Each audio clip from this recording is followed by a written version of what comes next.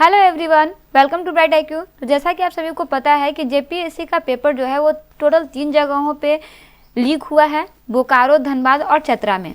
लेकिन सबसे बड़ा क्वेश्चन यहाँ पे ये है कि इस लीक होने की वजह से ओवरऑल एग्ज़ाम को कैंसिल कराया जाए या तो फिर सिर्फ उन्हीं जगहों के एग्ज़ाम को कैंसिल कराया जाए जहाँ पे पेपर लीक हुए हैं। आप कमेंट बॉक्स में कमेंट कीजिए आपकी क्या राय है।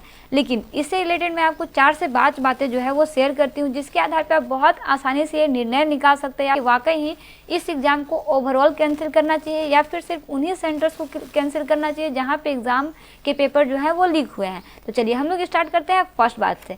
पहला बात आपको यहाँ पे ये ध्यान में रखने वाला है कि कहा जा रहा है कि टोटल 2400 जिलों में एग्ज़ाम 17/3/2024 को कंडक्ट कराया गया था। बिल्कुल सही बात है, लेकिन कुछ बच्चों का आरोप ऐसा है कि जिस सेंटर पे बच्चे गए थे ना, वहाँ पे बच्चों का किसी तरह का कोई चेकिंग नहीं हुआ। ये बच्चों का आरोप है। बहुत सारे बच्चे बोल रहे हैं, शायद आप वीडियो में भी देखे होंगे, तो बहुत सारे बच्चे ऐसा बोल रहे हैं कि किसी भी तरह का कोई फिजिकल रूप से चेक नहीं हो रहा था। बच्चों को डायरेक्ट ही वहाँ पे प्रवेश लिया जा रहा था। डायरेक्ट बच्चे सेंटर में जाकर के, एग्ज़ाम के हॉल में जाकर के अपना पेपर दे के बैठ रहे थे। तो ये एक बहुत बड़ा गलती जो है वो निकल करके आता है कि इतने बड़े एग्ज़ाम में इतना बड़ा गड़बड़ कैसे हो सकता है। दूसरी बात ये आती है कि टोटल 3.5 लाख बच्चों ने जो है वो आवेदन किया था, लेकिन कहा जा रहा है कि 3.5 लाख बच्चों का एक दिन में झारखंड में एग्ज़ाम कंडक्ट करा पाना कतई पॉसिबल नहीं है, लेकिन फिर भी इस एग्ज़ाम को लिया गया। तो ये भी आपका बहुत बड़ा बिग मिस्टेक था। इसे टोटल 2 दिनों में लेना चाहिए था, 2 शिफ्ट में लेना चाहिए था। शिफ्ट तो बेसिकली था ही 2 दिन भर का तो एग्ज़ाम था, लेकिन इसको टोटल 2 दिनों में लेना चाहिए था। लेकिन एक दिन में इसके एग्ज़ाम को कंडक्ट कराया गया, जिसके कारण बहुत सारे सेंटर्स पे क्या हुआ ना कि एक डेस्क पे टोटल 3 बच्चे ने एग्ज़ाम लिखा, जबकि ऐसा नहीं होना चाहिए।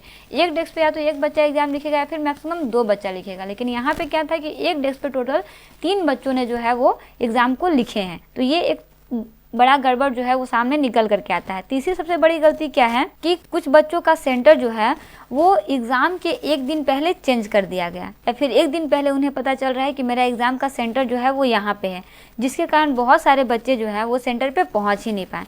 और कुछ बच्चों का तो ऐसा हुआ ना कि उनका एडमिट कार्ड में फ़ोटो सिग्नेचर था ही नहीं, जिनके कारण वो सेंटर तक पहुँचे लेकिन वो एग्ज़ाम नहीं दे पाए।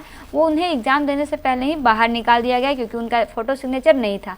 तो ये भी एक जेपीएससी का बहुत बड़ा मिस्टेक था कि जिस तरह से बच्चों ने अच्छे से आवेदन दिया, उसके बावजूद भी उनका फ़ोटो सिग्नेचर नहीं मिला और वो एग्ज़ाम नहीं दे पाए। तो ये भी एक बहुत बड़ा गलती जो है वो निकल करके सामने आती है। चौथी बात ये है कि ऐसा कहा जा रहा है, शायद आपने वीडियो भी देखा होगा, कि एग्ज़ाम कंडक्ट होने के जैसे ही पेपर 1 का एग्ज़ाम होने वाला था, उसके कुछ देर के बाद ही फेसबुक पे सारे क्वेश्चन, पेपर 1 का सारा क्वेश्चन जो है वो मिल गया। फेसबुक पे बहुत सारे बच्चों ने कहा है ऐसा, पता नहीं उस वीडियो को आपने देखा या नहीं देखा है, लेकिन 10:30 बजे के आसपास करीबन पेपर 1 का सारा क्वेश्चन जो था वो डाल दिया गया था फेसबुक पे। तो ये भी एक बहुत बड़ा मिस्टेक सामने निकल करके आता है। और 5वीं और सबसे अंतिम बात क्या है ना कि बच्चों का आरोप है कि कुछ सेंटर्स पर ना प्रिंसिपल के चैम्बर में प्रश्न पत्र जो थे वो खुले हुए थे। जनरली ऐसा होता नहीं है, क्योंकि वो तो सील पैक होता है ना। आपने एग्जाम लिखा होगा तो देखा होगा, टीचर लोग आते हैं, सील पैक होता है, वो दिखाते हैं खोल करके, देखिए मैं आपके सामने सील को खोल रही हूँ या फिर खोल रहा हूँ। लेकिन बहुत सारे सेंटर्स पे क्या था कि सील पहले से खुले हुए थे, या तो फिर ऐसा भी आरोप है कि प्रिंसिपल चैम्बर में जो था वो क्वेश्चन पेपर पहले से पड़े हुए थे। तो ये सारा चीज़ें जो हैं वो बेसिकली बयां करता है कि एग्ज़ाम जो है वो बहुत रफली लिया गया है, जरा सा भी इसमें सावधानी नहीं बरती गई है। वैसे आप कमेंट बॉक्स में कमेंट कीजिएगा आपका सेंटर कहाँ था, क्या आपके सेंटर में भी इस तरह का कोई लापरवाही हुआ है? कमेंट बॉक्स में कमेंट जरूर कीजिएगा। लेकिन ओवरऑल सारे टीचर्सों का, चाहे जो टीचर्स ऑफलाइन पढ़ाते हैं या ऑनलाइन पढ़ाते हैं, उनका मानना बस यही है कि एक बार संतुष्टि के लिए जेपीएससी को चाहिए कि साइबर जांच किया जाए। साइबर जांच में क्या होगा कि अच्छे से उसकी पुष्टि की जाएगी कि जितने भी आरोप लगाए जा रहे हैं वो वाकई ही सारे सही है या गलत है। अगर सही है तो इसके अच्छे से एक्शन लिया जाए, या फिर गलत है तो इतना बड़ा अफवाह कैसे फैल सकता है, इसकी भी जानकारी ली जाए। तो इस तरह से कुछ 3-4 बातें जो है वो मैं आपसे शेयर की हूँ। ये सारा इन्फॉर्मेशन जो है वो खुद का नहीं है, ये कहीं कहीं से जो लोग थे, बहुत सारे लोग इन्फॉर्मेशन दिए हैं, उसी इन्फॉर्मेशन को मैं आपसे शेयर कर रही हूँ। तो आप कमेंट बॉक्स में कमेंट कीजिए कि क्या वाकई ये सारा इन्फॉर्मेशन जो है वो सही है या गलत है। इसके अकॉर्डिंग आप जज कीजिए कि वाकई एग्ज़ाम को कैंसिल कराना चाहिए या तो फिर इसे कंटिन्यू इसी तरह से रखना चाहिए, जहाँ पे पेपर लीक हुआ है सिर्फ वहीं पे एग्ज़ाम को कैंसिल कराना चाहिए। आप कमेंट बॉक्स में कमेंट जरूर कीजिएगा।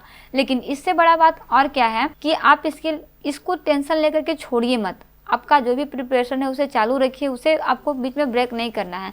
अभी आपने जेपीएससी का एग्ज़ाम लिखा, अभी जेएसएससी का एग्ज़ाम पड़ा हुआ है, उसमें भी पेपर लीक हुआ था, हो सकता है कि उसका भी कुछ दिन के बाद, चुनाव के बाद एग्ज़ाम हो और होगा ही होगा, वो कैंसिल नहीं होगा, ठीक है।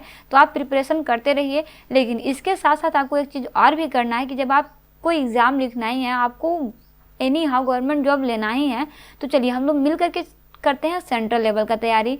तो नेक्स्ट क्लास में जब भी मैं क्लास स्टार्ट करूं, चाहे तो वो आपका होली के पहले हो या फिर होली के बाद हो, लेकिन इसी के दरमियान हम लोग स्टार्ट करने वाले हैं सेंट्रल लेवल का पढ़ाई, जिसमें हम लोग एसएससी के सारे सीजीएल हो गया, सीएचएसएल हो गया, एमटीएस या फिर जीडी, इन सारे चीज़ों को अच्छे से स्टडी करेंगे, जिसमें मैं आपको मैथ और रीजनिंग के सारे क्वेश्चन को सॉल्व कराऊंगी। उसमें हम लोग बेसिक कॉन्सेप्ट को स्टडी करेंगे, क्वेश्चन को स्टडी करेंगे, ताकि हमारा एक वो भी लेवल जो है वो बना रहे। हम लोग जेपीएससी को या फिर जेएसएससी को छोड़ेंगे नहीं, इसके साथ साथ एक और प्रिपरेशन को स्टार्ट करेंगे, ताकि आने वाले 4-5 महीने में मेरा ये भी स्ट्रॉन्ग हो जाए और इसके जो भी निर्णय निकलेंगे इसके अकॉर्डिंग हम लोग इसे भी तैयारी को कंटिन्यू कर सकें। आपका क्या विचार है ओवरऑल सिचुएशन में, कमेंट बॉक्स में कमेंट जरूर कीजिएगा। तो इस तरह से इन सारे बातों को मैं अभी करती हूँ फुल स्टॉप। आपको कैसा लगा ये सारी जानकारी, कमेंट बॉक्स में कमेंट कीजिए, और अपने जितने भी दोस्त हैं, फ्रेंड सर्कल है, जो भी इस एग्जाम को लिखे हैं, उनसे आप इस बात को ज़रूर शेयर कीजिए कि क्या होना चाहिए। तो मिलते हैं नेक्स्ट वीडियो में एक इंपॉर्टेंट टॉपिक, एक इंपॉर्टेंट वीडियो के साथ। Thanks for watching, like share and subscribe bright IQ।